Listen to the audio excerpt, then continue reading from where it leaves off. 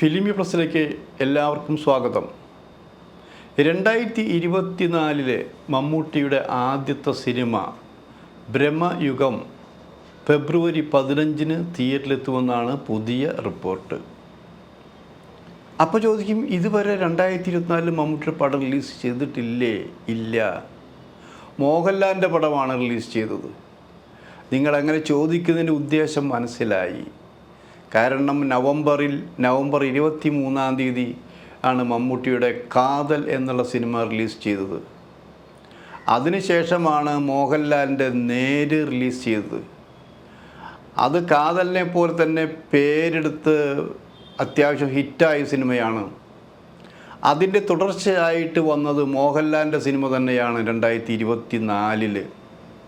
ആ സിനിമ ചർച്ച ചെയ്ത് പല കാര്യങ്ങളും ക്ലാസിക് സിനിമ, വേൾഡ് സിനിമയോടൊപ്പം ഇങ്ങനെ പലതര അഭിപ്രായ വ്യത്യാസങ്ങളും വന്നുകൊണ്ടിരിക്കുന്നിടയിൽ ആ സിനിമയെ ഡീഗ്രേഡ് ചെയ്തു എന്നുള്ളൊരു വാർത്തയുണ്ടായിരുന്നു. വാർത്ത സൃഷ്ടിച്ചതാണോ എന്നറിയില്ല. ഒരു കാര്യം സത്യമാണ്, ഡീഗ്രേഡ് നടന്നിരുന്നു എന്നുള്ളതാണ്. അതിൻ്റെ കാര്യകാരണങ്ങളിലേക്കൊന്നും നമ്മളിപ്പോൾ പോകുന്നില്ല. ഇപ്പോൾ പറയാൻ പോകുന്നത് മമ്മൂട്ടിയുടെ പുതിയ ബ്രഹ്മയുഗത്തെക്കുറിച്ചുള്ള പുതിയ സിനിമയെക്കുറിച്ചാണെന്ന് ആലോചിക്കണം. ആ സിനിമ എന്താണ്? ആ സിനിമ പലതരം അഭിപ്രായങ്ങളാണ് ആ സിനിമയ്ക്ക് ഉള്ളത്. മമ്മൂട്ടിയുടെ അടുത്ത കാലത്ത് റിലീസ് ചെയ്ത പല പടങ്ങളേക്കും ഇല്ലാത്ത, അതിനേക്കാൾ കൂടുതൽ പബ്ലിസിറ്റിയും പ്രചാരവുമാണ് ഈ സിനിമയ്ക്ക് നൽകിയിരിക്കുന്നത്. ആലോചിക്കണം. അത് ബ്ലാക്ക് ആൻഡ് വൈറ്റ് സിനിമയാണെന്നാണ് പറയുന്നത്. ഈ കാലഘട്ടത്തിൽ ബ്ലാക്ക് ആൻഡ് വൈറ്റ് സിനിമ എങ്ങനെ വിജയിക്കും എന്ന് ചോദിക്കുന്നവരുണ്ട്.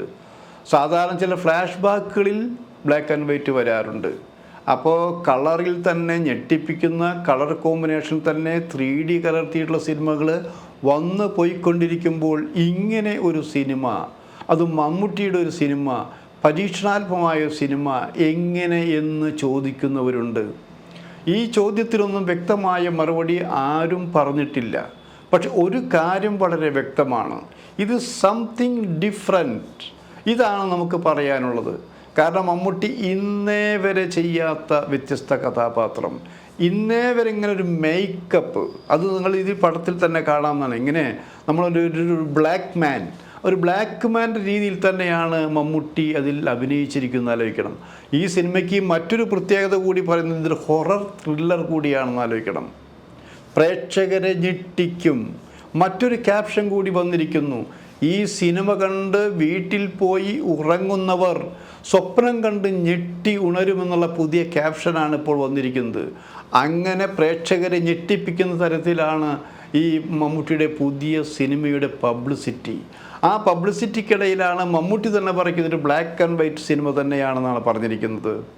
ബ്ലാക്ക് ആൻഡ് വൈറ്റ് ആയാലും കളറായാലും ശരി, നല്ല സിനിമകൾ നമുക്ക് ആസ്വദിക്കാമെന്നുള്ളതാണ്. കാരണം ഇതൊരു ഹൊറർ സിനിമയാകുമ്പോൾ അത് ബ്ലാക്ക് ആൻഡ് വൈറ്റ് ആയാലും കുഴപ്പമൊന്നുമില്ല. ആദ്യകാലത്ത് ബമ്പർ ഹിറ്റായത്, നല്ല സിനിമകൾ ചെയ്തതെല്ലാം ബ്ലാക്ക് ആൻഡ് വൈറ്റ് ആണ്.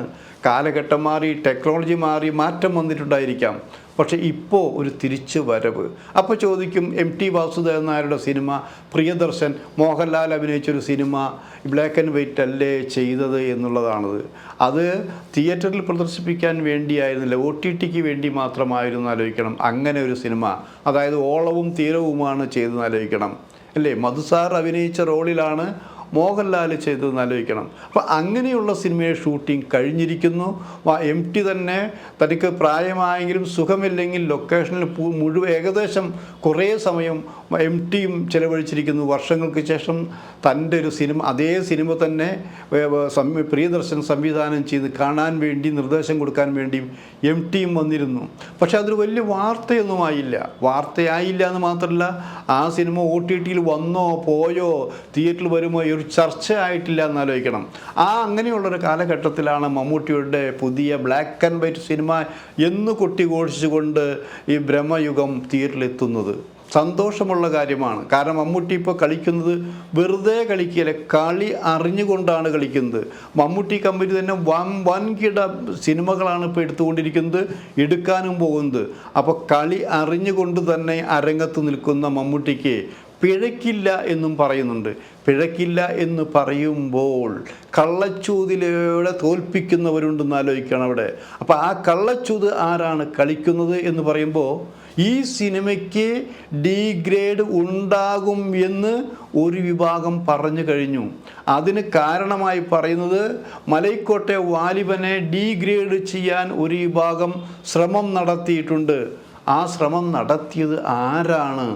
ആ ചോദ്യത്തിന് വ്യക്തമായ ഉത്തരം ഒരു വിഭാഗം പറഞ്ഞില്ലെങ്കിലും മോഹൻലാൽ ഫാൻസിൽപ്പെട്ട ഒരു വിഭാഗം പറയുന്നുണ്ട്. അത് വേറെ ആര്? അത് മമ്മൂട്ടി ഫാൻസ് തന്നെയാണ് അങ്ങനെ ഒരു ഡി ഗ്രേഡ് നടത്തിയതെന്നാണ് ഞങ്ങൾക്ക് മനസ്സിലാക്കാൻ കഴിഞ്ഞത്. അവരെങ്ങനെ മനസ്സിലാക്കി?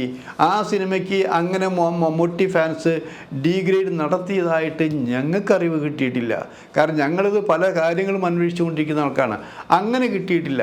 പിന്നെ എന്തിനാണ് മാറിയ സാഹചര്യത്തിൽ ഇങ്ങനെ ഒരു പുതിയ പബ്ലിസിറ്റി വന്നുകൊണ്ടിരിക്കണമെന്ന് ആലോചിക്കണം. അപ്പം വേറെ ആരെങ്കിലും ഒരു കാര്യം നമ്മൾ മനസ്സിലാക്കേണ്ടതുണ്ട്. ഒരുപക്ഷെ മോഹൻലാൽ ഫാൻസ് അറിയണമെന്നില്ല, മമ്മൂട്ടി ഫാൻസ് അറിയണമെന്നില്ല. ഇവരെ രണ്ടുപേരെയും തെറ്റിക്കാൻ അല്ലെങ്കിൽ മമ്മൂട്ടിയെയും മോഹൻലാലിനും തെറ്റിപ്പിക്കാൻ മൂന്നാമത് ഒരു ശകുനി ഇതിൽ കളിക്കുന്നുണ്ടാകാം. ആ ശകുനിയെ അല്ലേ നമ്മൾ ശരിക്കും കണ്ടെത്തേണ്ടത്? അത് കണ്ടെത്താതിരിക്കുന്നു എന്നുള്ളതാണ്.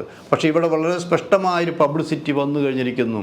ഈ സിനിമ ഇറങ്ങുമ്പോൾ ബ്ലാക്ക് ആൻഡ് വൈറ്റ് സിനിമയാണ് എന്നതിൻ്റെ പേരിലാണ് ഡി ഗ്രേഡ് ചെയ്യാൻ പോകുന്നത്.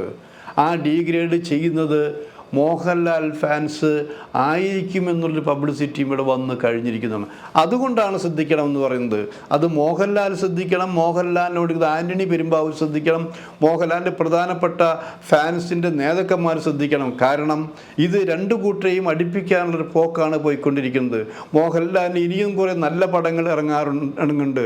അപ്പോൾ ഇതിന് ഏതെങ്കിലും തരത്തിൽ മോഹൻലാലിൻ്റെ ഫാൻസ് ആരെങ്കിലും ഇത് ഡി ഗ്രേഡ് ചെയ്യാൻ കൂട്ടുനിന്നെങ്കിൽ അത് ഭാവിയിൽ മോഹൻലാൽ സിനിമയ്ക്കും വിടും. പഴയ കാലത്ത് ഉദയായും മേരിലാൻഡും നടത്തിയ പോലുള്ള സംഘടനാത്മകമായ കൂവി വിളിയും ഡി ഗ്രേഡിങ് പോലെ തന്നെ ആയിത്തീരും.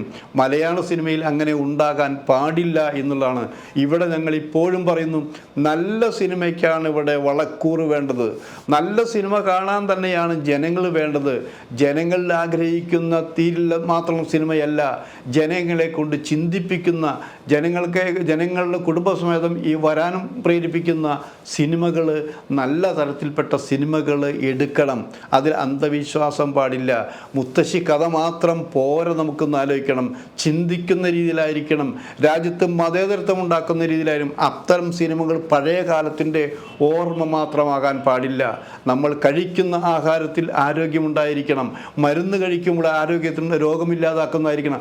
ആ രീതിയിൽ അണുക്കളില്ലാതെ രോഗം വരുത്താത്ത ആരോഗ്യകരമായ സിനിമകൾ ഉണ്ടാകുമ്പോൾ ആ സിനിമകൾ കാണാൻ പ്രേക്ഷകർ വന്നിരിക്കും. അവർ തിയേറ്ററിലായാലും OTTയിലായാലും ആരോഗ്യകരമായ സിനിമകൾ ഉണ്ടാകട്ടെ. ഒരു സിനിമയെയും ഡീഗ്രേഡ് ചെയ്യാൻ ആരും മുന്നോട്ട് വരാതിരിക്കട്ടെ എന്ന് മാത്രമാണ് ഞങ്ങൾക്ക് പറയാനുള്ളത്.